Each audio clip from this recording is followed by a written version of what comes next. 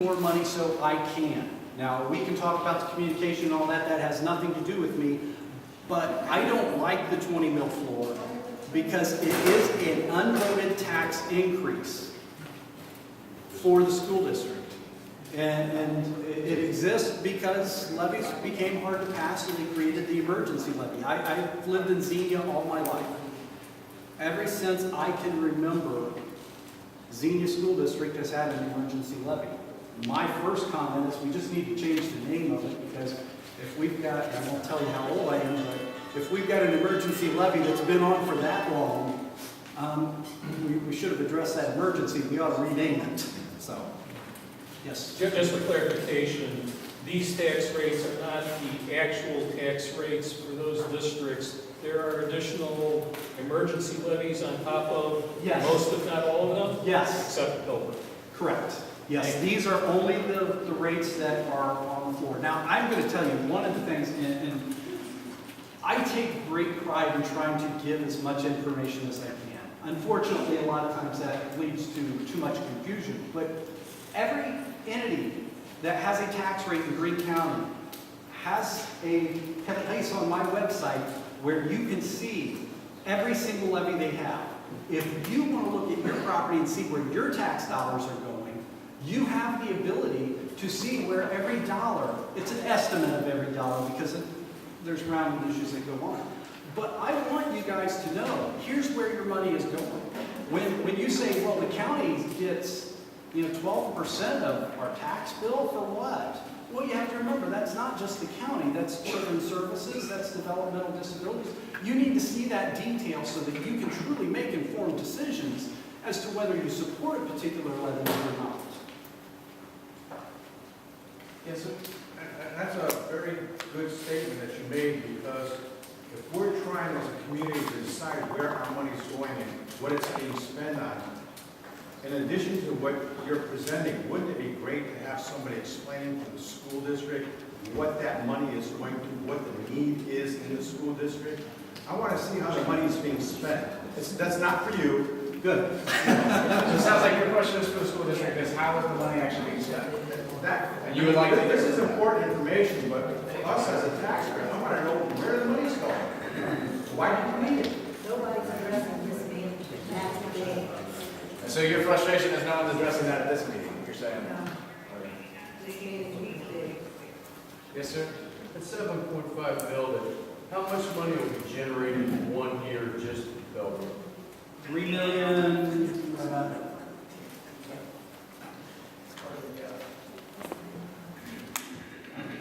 What was the question, David? The increase from the proposed levy, $3,077,000 A year? a year. Yes, that's another thing because I've had people question anything that is on my website or that I talk about is going to be on an annualized basis. I don't believe in telling you that this levy will cost you less than a cup of coffee a day.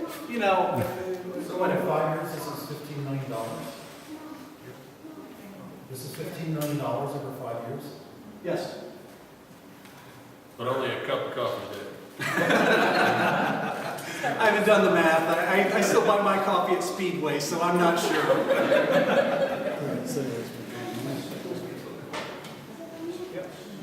You generate that $3 million a year, and I've been here for 25, 30 years, and I've never seen my tax go down, even on new construction. And if we got new construction coming and they're still generating $3 million, where do I see my reduction? So this is where theory hits the road. And I can appreciate that. I've never seen my tax bill go down of any significant amount, but it's because it occurs in small pieces. So again, remember, how can your taxes go down? I can devalue your property, but remember, all those fixed rate levies that we're talking about when values are increasing, they go down. The converse is also true. If your value goes down, those rates are rolling back up. So this discussion I had 8 years ago when I was out talking was talking about yes, your value increased, or your taxes increased even though your value went down because your decrease was less than the average for that levy. And you have to remember, each of these, you know, when I talk about the reduction, and I didn't mention reduction factor is the mathematical equation you use to get to the effective tax rate. And I've lost my train of thought. So, I'll give you another one to go on to that. If they build 100 houses, $500,000 apiece, and it's still $3 million for the next 5 years, but we've got 100 brand new homes. it's not $3 million for the next 5 years because as new construction comes on, that generates additional revenue. Again, this is where it's important to remember the difference between reappraisal changes and non-reappraisal changes. Okay. And so what you're talking about is new construction. New construction equals additional money. Going back to the theory that if I've got more houses, I've got more kids to educate, I need more money.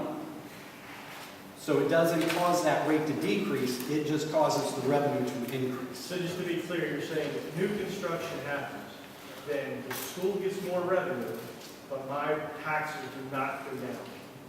Correct. I mean, again, we can Just if you want to focus on the fixed sum levy, it does, but that fixed sum levy makes up a real small percentage. So, yes, as a general rule of tax. Okay, so we had someone write a question down. Mary, could you read that first question?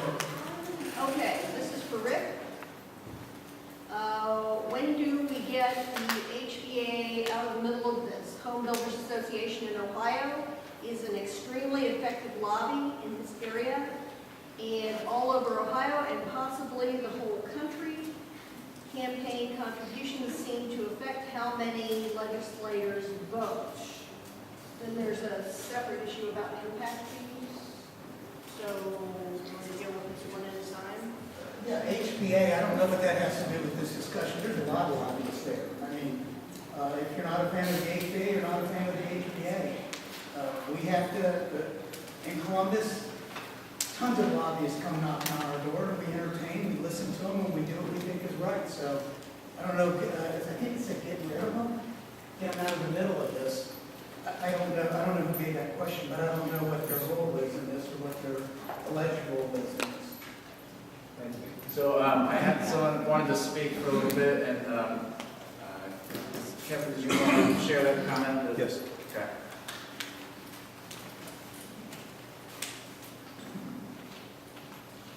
Part of the vision for tonight's discussion was to allow people, obviously, to get a factual presentation from our auditor, but also to afford opportunities for people in the audience to ask questions, but also provide an opportunity for anybody who wants to come up and make a statement to do so. I'm going to provide you some information in my statement. Some inevitable battery's going to die and all that stuff, and we'll try to get this, I think it's okay. Hopefully you can still hear me. So I'm just going to read this to you, and hopefully give you some context for what we're trying to accomplish here tonight, and maybe I should largely say I. Let me tell you why I'm saying that as I read through here. I'm going to read this because it took me a lot of time to put these thoughts together, but I'm just one person, and we do want to afford other people. Anybody else who wants to come up here tonight and speak is more than welcome. Questions can go on all night long, but if somebody has some well-organized thoughts and would like to express them, please. All right, so I'm just going to read. I don't have the expensive presidential teleprompter here, so bear with me as I calendar through this. My name is Kevin Price, and I've been a resident of Sugar Creek Township for the last 10 years. I would like to respectfully offer up a few thoughts for your consideration regarding the upcoming school levy for the Bellbrook Sugar Creek school system. Before I do so, I'd like to let you know that I am the one that set up this town hall for this evening. And by that I mean I'm the one that did the groundwork to find the forum, to ask Mr. Graham to come out, sought out the mediator to moderate it, and so I'm the one. Thank you. Thank you. I felt compelled to do this due to the lack of opportunity to date for a public forum where this township's constituents. That's well planned. That's the heater. I started the dryer. But I saw a lack of opportunity for a public forum where this township's constituents, if y'all hear me in the back, I don't know how this is coming across, but to gain education with respect to the upcoming levy, as well as be afforded the opportunity to respectfully offer their opinions and ask questions in a public forum. I put substantial thought and effort into ensuring this will be a neutral and respectful forum. I would like to thank Art Greavy from the Dayton Mediation Group for moderating tonight, and I would especially like to thank David Graham, our auditor, for providing us with a fact-based presentation on levies and property taxes. As you can see, it's a very complex topic. David,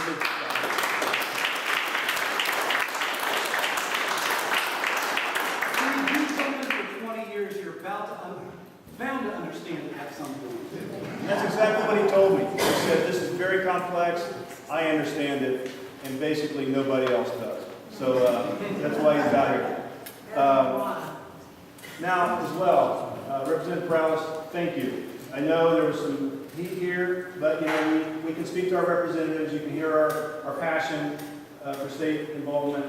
And so you've been, what, 6 to 8 years or so as a representative. We're deeply grateful that you've come out tonight. And let this be the starting point for further discussion with you as you advocate for members of this district at the state.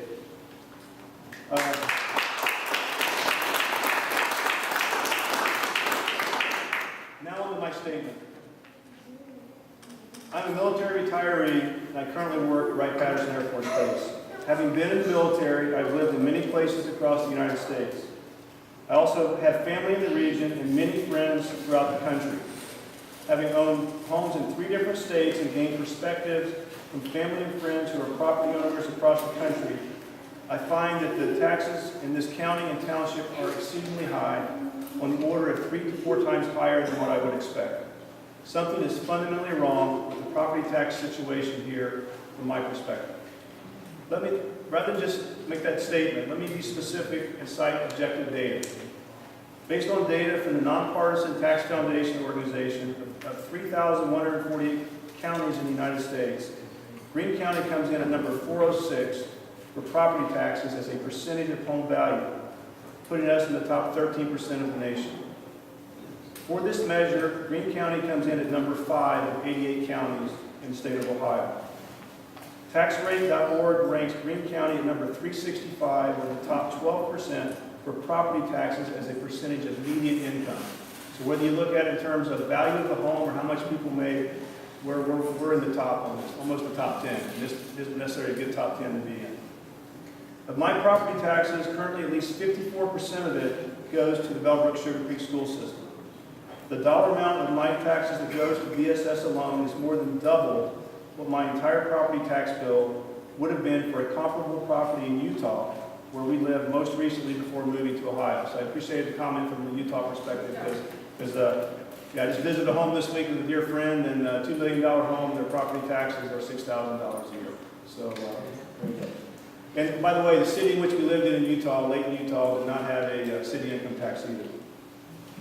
Now, let me be kind here though. Clearly, it takes substantial funding to run an outstanding school system. No debate about it. Outstanding school system we have here in Bellbrook.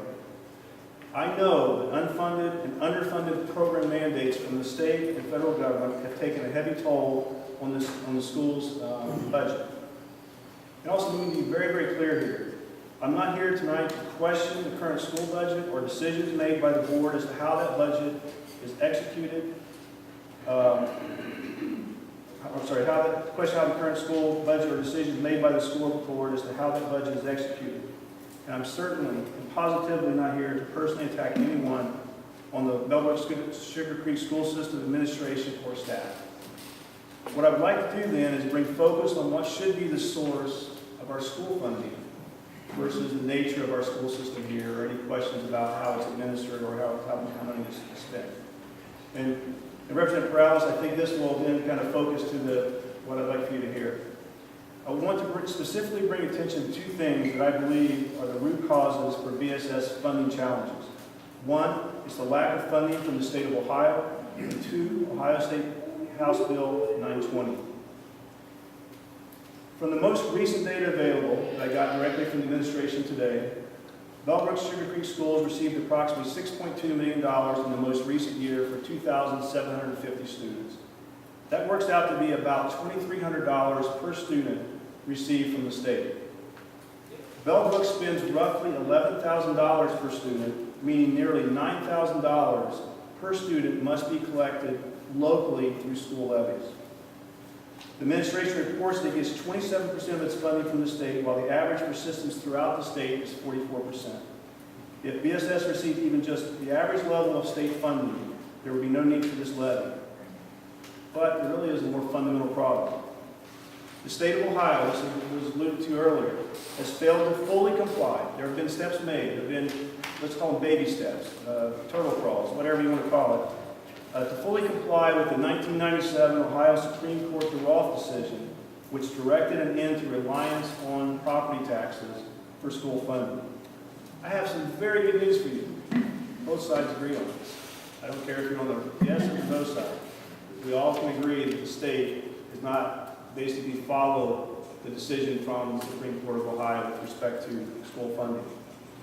As a result of the state failing to adequately fund Ohio school systems, this community has continually chosen to soldier on and do the mission that's required to keep these schools going and pass levies every few years, and this has caused our property taxes to skyrocket. Continually passing school levies to fund our schools essentially alleviates the state from its responsibility for funding schools as required by the DeRolf decision. As long as we and other districts continue to pass levies, the state will not live up to its obligations. Another complicating factor is House Bill 920, dating from 1976, which freezes the dollar amount of the levy to what it was at the time it was passed. And David, I may fully not understand it, but in general, that's where you were talking where it's $3 million, baby, that's all you're getting, you know, because unless new construction comes along, because that's what it was when it was passed in 1981. So, a levy that brings in $3 million today will bring in $3 million 5 or even 10 years from now. Over time, yes, the lady that said, yeah, you can't live on your budget for 1981. Indeed, this particular portion of the overall funding of the Bellbrook Sugar Creek Schools is based on 1981 values. But I think it's also important to recognize that's just a portion of the overall umbrella of funding for the school. So yeah, a segment of that is indeed relegated back to the values in 1981. So bottom line is, as I see it, I think many other people argue, House Bill 920 needs to be modified or repealed. Now I want to focus on something that I'm particularly passionate about. Bear with me here. Increasing property taxes over the years in this county, and especially for Sugar Creek Township, have had serious impacts on the elderly and those with fixed incomes. People who have had their homes paid off for decades are faced with the prospect of having to sell their property if this levy passes. Rather than talk about that in general terms, let's put a face on those that are adversely affected by adverse property taxes. With us here tonight is Jim Martin, sitting up here in the front. Let me tell you a little bit about Jim. Jim's a World War II veteran who 75 years ago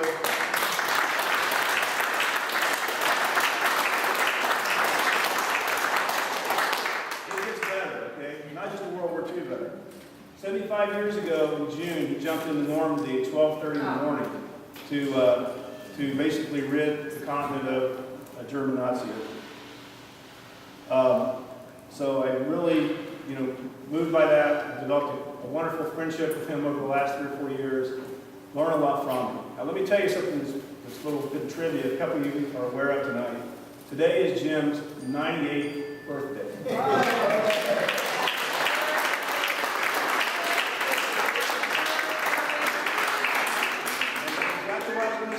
Let's introduce some levity here. Shall we sing happy birthday to Jim? Yeah. Sure. Happy birthday to you. Happy birthday to you.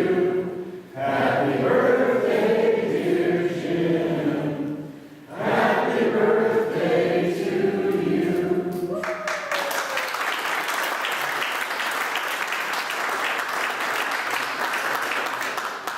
Thank all of you. But 98 is just a birthday. Not special. Somebody decreed us to live this long, didn't expect to. All my friends are buried. I've outlived all of them. I'm hoping to go for another few years to see whether this country goes socialist or not. Bad enough as it is. I am nothing special. My unit did special things. When I was first airborne, we went in the night before D-Day. Our casualties and deaths were 50%. Nobody quit because of fear. We lived with fear. We understood fear. But you do your job regardless. I never considered it a sacrifice at all. I always considered it an honor and privilege to be a part of history. Jim, we're truly, Gained more as a result of what I did than I would have for a millionaire. It means more to me. And if it came along again under the same circumstances, yes, I would do it. I think we're just so privileged as a community to have Jim here. There's one thing we forget. When we have these Memorial Days in honor of veterans, we tend to think only of World War II. But we've had many, many other conflicts. We didn't call them wars, but they are. And for those like me who came back in relatively good shape, it's the greatest experience we've ever had. For those who lost people, there is never closure or an end. They live with that forever. I never forget that. I've never had a flashback, never had any, nothing. I don't quite understand it all. You have to believe that some people have a problem, and I sympathize with them. And I'm thankful that I've come back in the shape I'm in and can do what I do. And by the way, I'm just recertified for parachuting a few months ago. Jim jumped into Normandy 5 years ago again, 70 years after his first. Jim, I'm going to continue here so I can wrap up so they can hand it off to somebody else. But let me talk a bit more about Jim before I'm done. Jim has lived in Sugar Creek Township for the last, at least I know of, 72 years in the same location. He, like many others in this community, live on a fixed income. Taxes have taken a serious toll on his income since he retired some 30 years ago. The following is public knowledge. All of our taxes can be viewed online through the wonderful website that David Graham has. So I'm not revealing anything privy that Jim wouldn't want me to be able to talk about here, because anybody can go look at this. But here's the reality of it. In Jim's case, back in 2000, his property taxes were $1,700. Due to reclassification of his property by the state from farm to, I guess, residential, and levies that have been passed since, his taxes are now $5,600. If the school levy passes, his tax burden will increase by almost $500 to $6,100. While an extra $500 per year may not seem significant for perhaps most residents of Sugar Creek Township, for those on fixed or limited income, this increased cost can be catastrophic. How can we as a community accept the impact that passing levies such as this one will have on those with fixed incomes? And let me get to the takeaway here. What I sincerely hope will happen is that this democratic process, and yes, this is it, where we come together and we, in a controlled manner, express opinions and base them up by fact, it's essential to our country and its very foundation. So what I sincerely hope is that this democratic process we are going through regarding the levy will plant seeds for change by educating our community, fostering open discussion and respectful debate, and motivating us to collaborate together as a community to effect changes at the state level so that our schools are properly funded as mandated by the Supreme Court of Ohio in 1997 with the Roth decision, and a repeal or modification of House Bill 920 must also be sought. That's all I have to say. And if you have questions for me, I'll ask and I'll answer the best I can, but also we'll get off the stage later after the talks. First, I'd like to thank you for your service and thank you for bringing Jim here so we can recognize him as well. Please understand, I only mention the military service is not like, hey, look what I did. No. Okay. It's simply to give you a perspective. I have lived all over this country. I have friends all over this country and frankly the world. And it gives me a perspective that maybe some people don't have here, but maybe only live here locally. That's why I you and I might have differences of opinion, I find you as a very open open-minded and intelligent man. My question for you I don't know what the is- intelligent part, talk to my wife back there. Well, my question for you, though, is you're saying how maybe elderly or possibly some of the lower income in this area can't substantiate living here with these continued levies. My question to you is, or to anyone else, have you taken your numbers and looked at other surrounding districts and seen that we're actually paying, that you're paying lower living here than you would in, say, Centerville or Kettering, And that kind of goes back to what I was saying. because we don't have personal income tax here. There's, as I see it, there's a bigger issue here. I alluded to Greene County, but it's really symptomatic of the state itself. And that's why I'm calling for increased state funding. So whether we're $1,000 or $2,000 more or less in the adjoining community, the fact that Bellbrook is having to come up with $9,000 locally to fund our excellent schools, there's a problem with that. But And, do you think that that's a separate issue that we need to, with other districts, come together and yes. fight? How about it? You know, change starts somewhere, right? Start somewhere. Whatever it is. We're going to the moon, or we're going to kick the Germans behind in World But War should II, that whatever. change start with teachers in our community possibly losing their incomes, or students in our district not having the same resources that they did before, or the single mom down on the other side of the community, for me, not having the busing to send her kids to school? Obviously, this goes into the opinion realm, right, as far as, you know, and what we all have to evaluate through our own mores and perspectives on things. I understand that. But here's what I think, just for what it's worth, and I'll step off the stage. If this passes, we're not going to be talking about this anymore until it comes up 3 to 5 years from now. If it fails, what will happen is there will be an attempt to bring it back on the ballot, I'm sure, in November. That gives us a window of time here to engage with our representatives and say, look, we are really serious that there's a problem at the state level on this. And I think, as I said earlier, there's one thing we can all agree on. The ROF has not been, whether we're pro or con, the ROF has not been adhered to the effects of House Bill 920. So, you know, if it doesn't pass, I think there's more opportunity for us to have forums exactly like this one, where we educate, motivate, collaborate, come together, and go affect change. If it passes, we're going to forget about this until 3 to 5 years from now, when it comes back again. And it will, because of the way our tax code is structured in the state. So I'm going to step down. I've talked way longer than I intended, and hopefully this was of some use. So thank you. Mike, just real quick.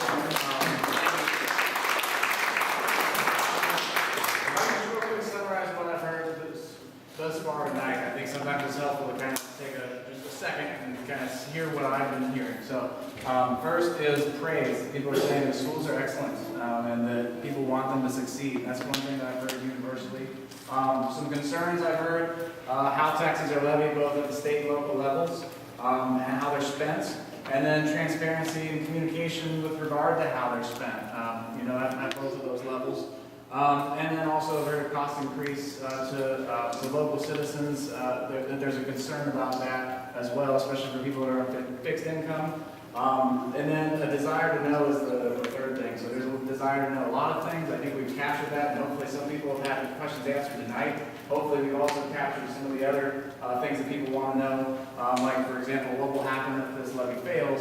And we've, they've put them on the wall over here and captured those on video. So that's what I've heard thus far. Anyone, I'm going to open it up to anyone who would like to speak. And I saw your hand first.